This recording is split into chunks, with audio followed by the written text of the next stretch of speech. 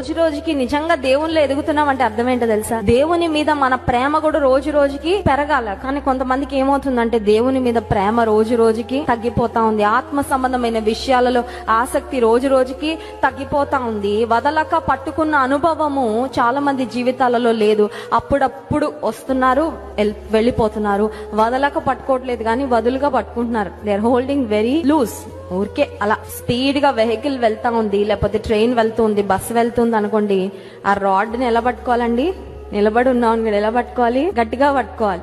ఏం పర్వాలేదులే, I'm super confident, చాలా స్ట్రాంగ్, నేను నాకు ఏం అవదంటే ఒక్క బ్రేక్ కొట్టాడంటే అయిపోయింది కదండి. విశ్వాస జీవితంలో కూడా దేవుని గట్టిగా పట్టుకుంటే దేవుని కొరకు నిలబడగలము. వదులుగా పట్టుకుంటే చాలా ఈజీగా పడిపోతాం. దేవుని ప్రేమ యందు వేరుపారి దేవుని ప్రేమించే విషయంలో దినదినాభివృద్ధి చెందితే ఖచ్చితంగా స్థిరంగా ఎదుగుతాము.